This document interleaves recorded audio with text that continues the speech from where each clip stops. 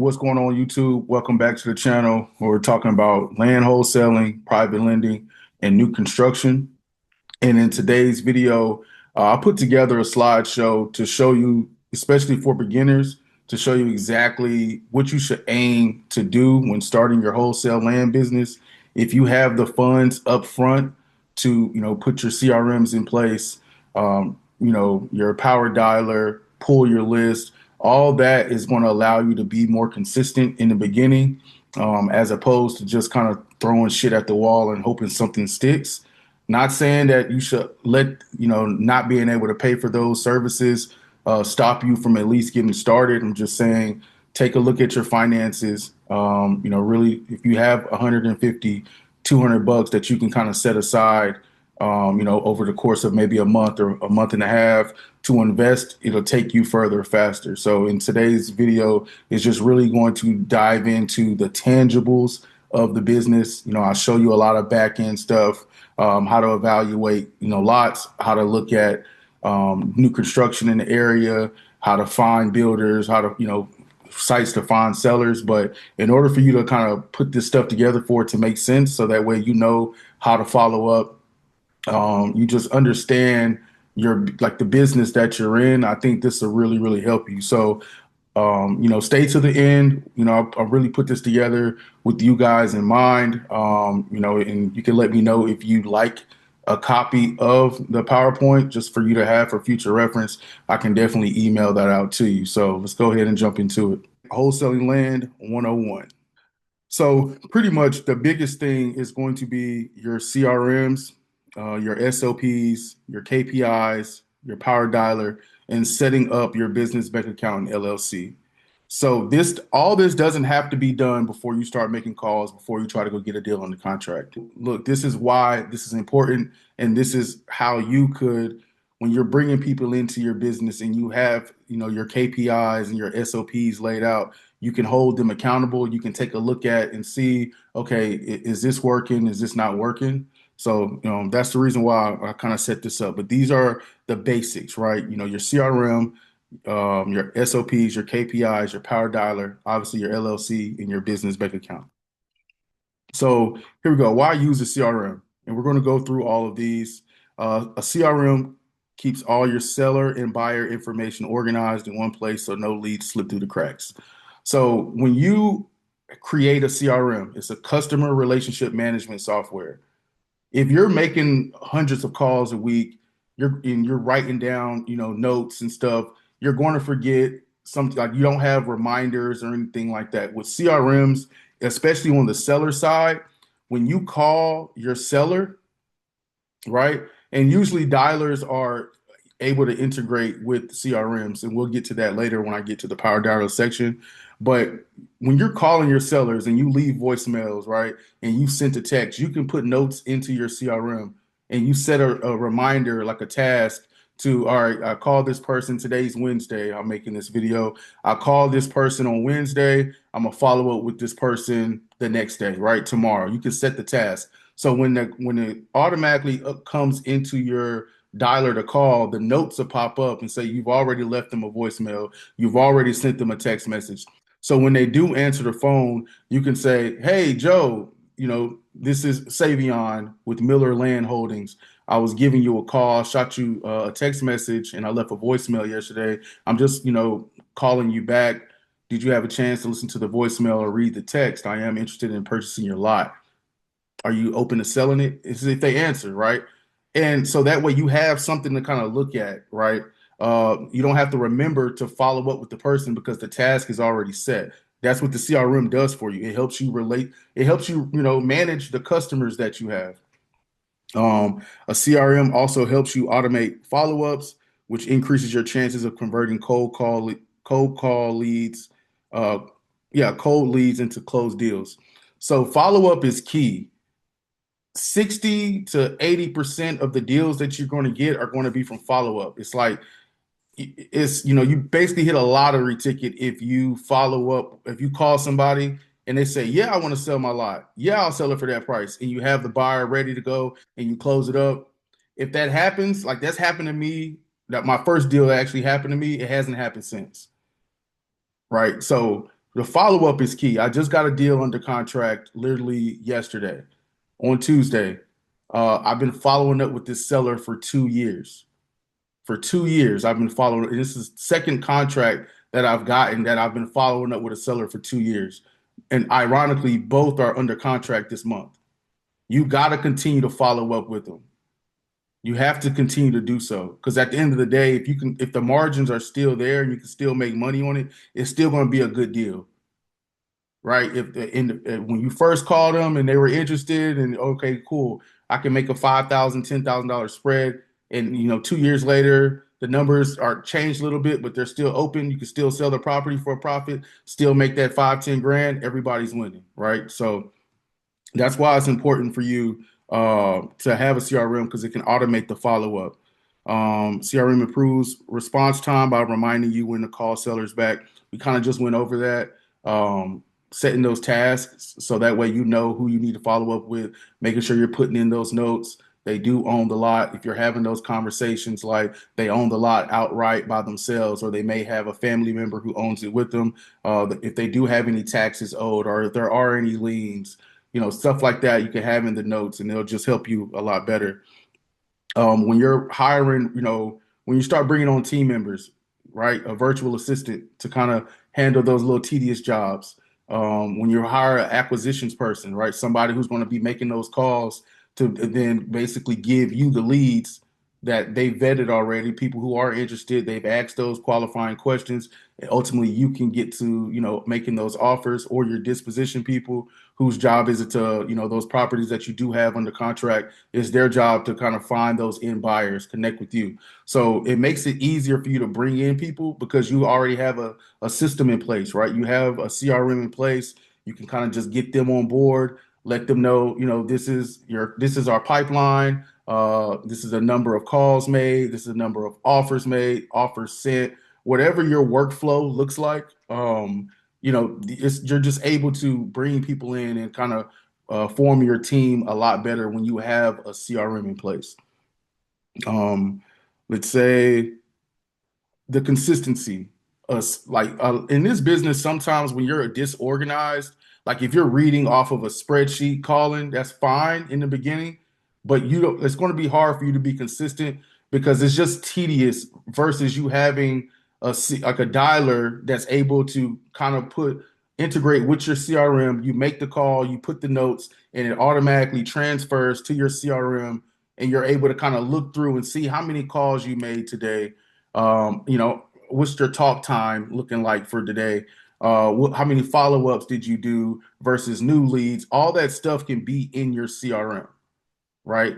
That's what makes it. I mean, that's what just drives the business. Because if you look at probably like in the '80s, in the early '90s, before the internet, these people had Rolodexes. Like they were physically like keeping these, keeping all this information. That's where you have the file cabinets coming, and you have the folders labeled with the last names and stuff like that. All of that is in here, one place that you can have, if you're a one-person shop, three-person shop, five-person shop, everybody, can be on that system, and you can see whose performance is outweighing whose, right? Who hey, you need to get on and you're not making the calls, or I don't see any offers going, like whatever you need to do, in the future. This is for beginners, so you don't need to worry about necessarily hiring right now. This is more so just for organization. And then the last thing is just going to be they give you clear reporting and metrics that you can measure. So we'll get into KPIs and I'll kind of touch back on how the KPIs and the CRM mix. But um, this is why it's important. The CRM is going to be very important. So you should have a goal because they have free trial options for CRMs, right? Podio allows you, I think, up to 25 contacts for free or something like that in there. I'm going to leave it to you to find out which CRM. Like there's multiple CRMs that you can use. There's Podio, there's Go High Level, there's Salesforce, there's HubSpot. There's plenty of videos on YouTube going into details about CRMs and cross comparing them. So that's some homework for you to do. But so moving on, staying organized is the key to success. In this business, if you're not organized, who to follow up with, if you're not staying on top of whatever contract you do have signed and at title, communicating with both the escrow officer, communicating with your end buyer, communicating with your seller. It's going to be tough. You know what I mean? So here we go with the SOP. We're probably not going to go through each bullet point. You can kind of read it. But if we see, it stands for standard operating procedure. It's just a step-by-step process on, like, in this case, we do this. In this case, we do that, right? And the biggest thing here is going to create consistency. Okay, so if we kind of look through SOP, shorten the learning curve, especially for beginners, because you're not reinventing the wheel for every deal. So every deal is going to follow the same process. You're going to call the seller. You're going to always ask those qualifying questions if they are interested. Do you own the property outright, which is essentially, are you the decision maker? Do you owe any taxes on this property? Are there any liens on this property? Have you been under contract with any other person and maybe it fell out that there could potentially be a memo on the property if we were to open title? You do that same thing. Don't skip that process. That's part of your SOP. We always have those qualifying questions. Okay, cool. That's one. Now you have the land evaluation SOP. You're always going to check out the perimeter, like the zoning. First and foremost, if there is zoning or deed restrictions, you're always going to check that out, have an answer for that. You're going to want to go get the lot dimensions, right? So the frontage.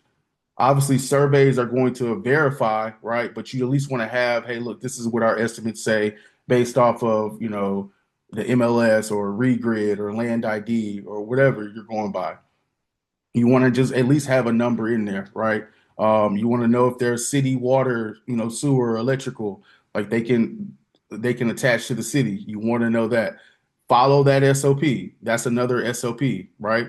If we kind of go back to it, it says it creates consistency, so every lead is handled the same way, which protects you from costly mistakes when analyzing comps, making offers, or following up. So the consistency means everything's done the same. Because when you're bringing someone on and hiring them, it's easy for you. Like if you hire a person, you can sit on here and record a video, a training exercise video with them, showing them how to do this. So when you bring somebody else on, you can be a little less hands-on and they can watch the video and follow along, right? Or at least you have something for them to refer to. You can kind of break it up. And if they have specific questions about your CRM or specific questions about your SOP, like what do you do in case of this, and that, you have the answers there. So it just makes it easier, not only for you, but if in the future, because you're going to be successful in this business if you listen to what I'm telling you and you follow what I'm doing and you put in the effort, you're going to be successful. This is just for, future you to kind of look back on. And then most importantly, SOPs turn your operation from a hustle into a real business, allowing you to systemize, track performance, and build predictable deal flow from day one. That's what it's about. That's what it's about. Like it is a hustle, right? But it's just you want to be organized to where it's like this is a business. It's a small business, right? Even if it's just you and you're doing one deal or two deals every 3 months, if you're making, an extra 10 grand, 7 grand, I mean, it's still a business, it's still revenue, right? Because I mean, if it take you 2 months to close your first deal and you made 10,000, just divide that over the previous months. Okay, cool. It might have been, okay, 10,000, it might have been an extra 2,500 a month. Like that's how you kind of got to think about it. So SOPs is your standard operating procedure. You want to have a plan and you want to stick to it and follow it. And don't always be changing the shit up. Like do it for 90 days, reevaluate, at least in the beginning. And as the stuff is working, then kind of, all right, we're going to do it for, 180 days, or we're going to do it for, for 12 months. And then we'll kind of reevaluate at the end of the year. That's how you have to think about it. So the data will tell the story. Especially in sales, the number of calls, the conversations, the talk time, the follow-ups, all that stuff tells you if somebody's doing their job or not. If I'm a boss, you're a boss, and you hire somebody to make, say you're selling cars, and I get on my CRM and I see Brandon Jones hasn't made, it's Wednesday, Brandon Jones has only made 10 phone calls. Let's say I've given Brandon Jones 75 leads. So in 3 days, out of the 75 leads that I've given him, he's only called 10. I'll know that from the data. So then now, Brandon Jones, you got some explaining to do because you're not contacting the leads, especially if I'm paying you a base. You know what I'm saying? So it's like you kind of like you got to pay for yourself, right? That's just what it is. Like you got to pay for yourself. So that the data will always tell the story, and that brings me to KPIs, key performance indicators. All this is pretty much, I'll keep it kind of simple. Like I said, just for time's sake, your KPIs are like the metrics that you need to be hitting on a daily basis in order to get a deal. So your calls made, right? Follow-ups. Um, we'll go contracts sent, offers made, right? You can see like on average, if you made 500 calls this week, so 100 calls a day, and you got one deal, let's say you got five people interested, you sent out five different offers, you got one deal. That's going to equate to like, okay, so for every 100 phone calls that I make, I probably get one deal. So just from that logic, it's like, all right, well, shit, I need to be, if I'm making 150, 150, in this is not conversations, this is dials. So even if you got to leave a voicemail or if the number is bad, like that's still a dial. You want to count that as a dial. Conversations is completely different.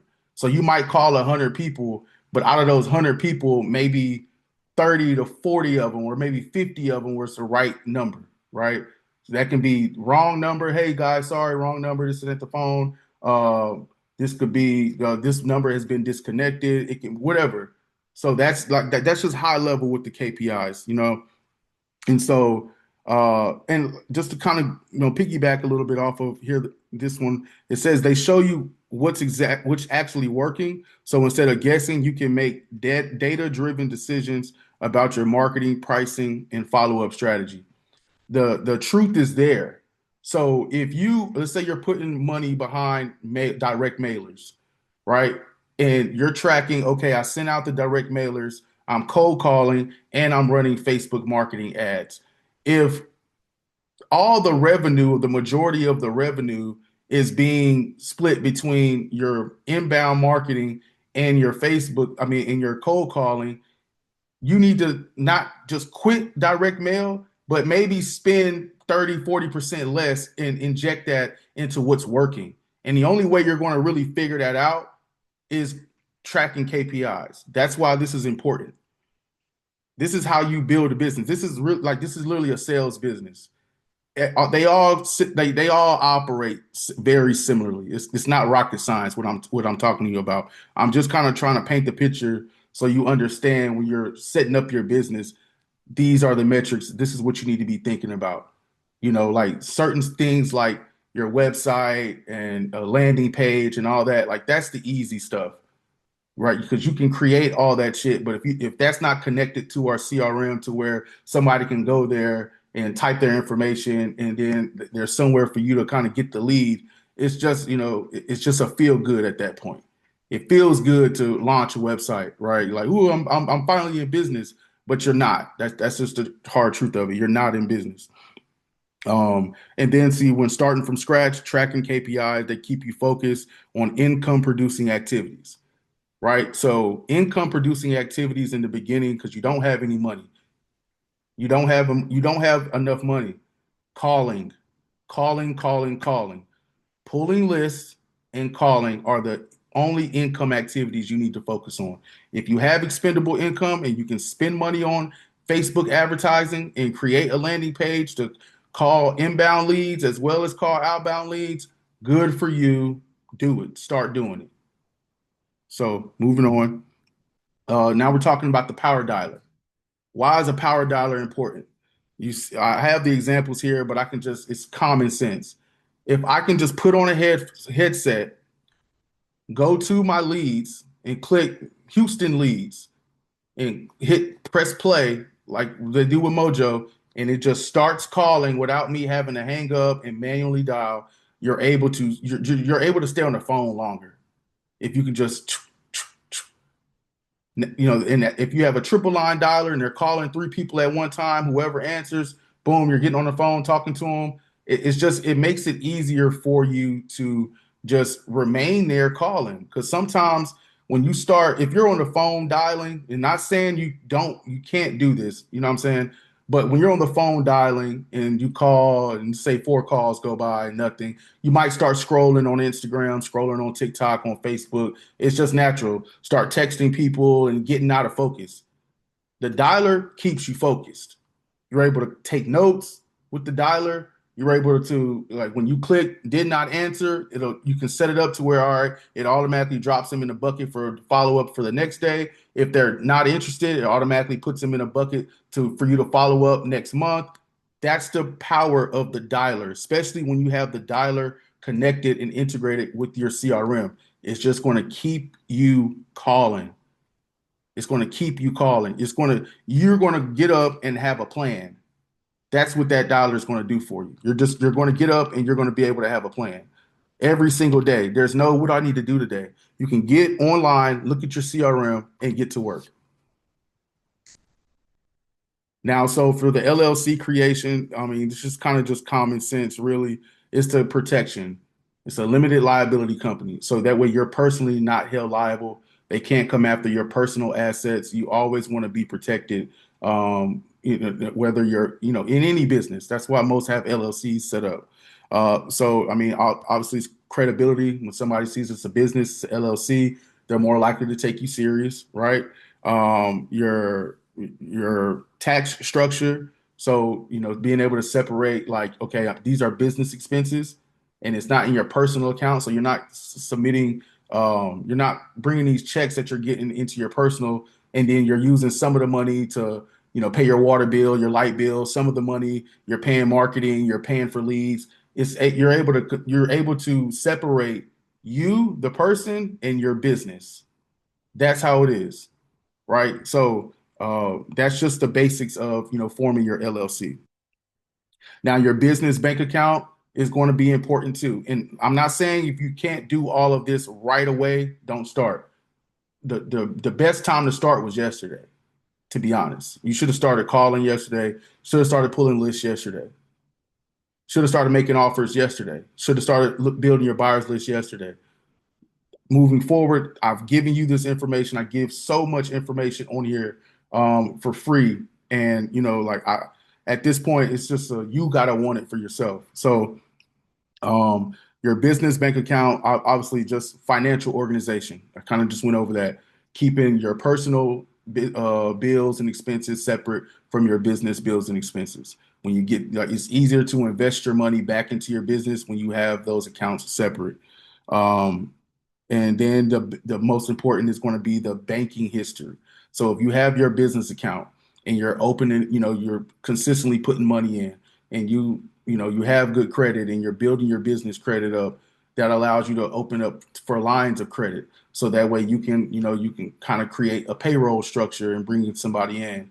You can put more money into advertising and marketing, software, all of that stuff. But it's going to be hard for you to do that if you don't have a business bank account set up. And that's the easy part. Now you got to get to actually making deposits. When they can see deposits, deposits, deposits, and it just makes it easier for you. So then with that being said, uh, let's just go on to like some important SOPs for land wholesalers. So like your lead generation SOP, you have a cold calling SOP, lead tracking, property research, offer creation, contract and assignment SOP, closing, and record keeping SOP. So you can kind of take a look at these. So your lead generation step-by-step process for pulling county tax records using the MLS, online tools like PropStream, Batch Leads, whatever, uh, driving for dollars to create, like, that's your SOP. You can figure out which one you want to do. Me personally, I don't recommend driving for dollars. Like that's just a waste of time. Then your cold calling, your outreach SOP. So the scripts, right? Your call flows, the follow-up schedule, contacting the owners. So you send them a phone call, leave them a voicemail, shoot them a text. You're not more than likely not going to have their email, but If you have like mailers, you can send them a direct mail to both addresses, right? So the lot address you have, and you can also send it to their personal address. Tracking your leads, like all of these are examples of SOPs. So I'll leave that out for a minute. You can always pause it and write this down, take a screenshot, whatever you need to do. So moving on, these are some common KPIs for wholesaling land. So the calls made per day, your follow-up conversion rate. So how many, out of the calls you make, out of the follow-ups, how many of those you're converting? Because that can just be like, maybe I need to push a little bit more with, instead of being so quick to get off the phone, maybe asking them, asking more questions to get them comfortable. Offer sent per week, contract signed per month, new leads added per week. These aren't all, these are just some common stuff. I kind of wanted to, give you examples of what I'm talking about because I'm a visual learner, so it just helps me retain information a lot better.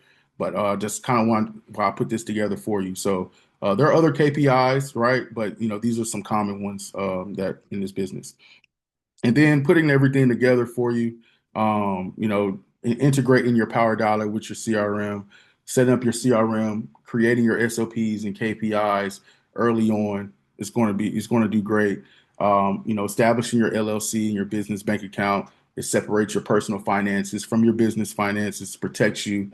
All that matters. When you have your CRMs and your SOPs and your KPIs in place, it takes away the chaos. It takes away the every day you're starting and you don't know where you're starting at. You know exactly what you need to do on a day-to-day basis. You can look at the data. You know where you need to improve at. You can learn where you need to spend more money at. All that's going to be there, and it's going to lay the foundation for you to just go further faster. With that being said, that's pretty much all I have. All I really wanted to go through is to give you all something tangible to look at to how you set your stuff up. So you can go like look at videos on power dialers to use. I like Mojo. Mojo's pretty solid. You can go look at videos with CRMs to use, and just they're all similar. Just find out which one's the most user friendly to you, right? And then go from there. A lot of them offer free trials. Go try it out, get active. Most importantly, get on the phones and start making the phone calls. That's going to do you the best right there. It's just getting on the phone and making the phone calls. Obviously, it'll be a lot better if you did have a CRM so you can kind of record, or you did have the dialer. But if you don't have that, don't let that stop you from getting started. At the end of the day, you can just one $5,000 deal a month is life changing. Even if it's $3,000 a month, that can still really help you out. So if you do want some one-on-one assistance, I do have a land profit program. One-time payment, $97. You can email me if you are interested and you are ready to go, and we can go from there. If you found this video helpful, please do me a favor, hit the like button, subscribe to the channel, and let's go get some deals closed.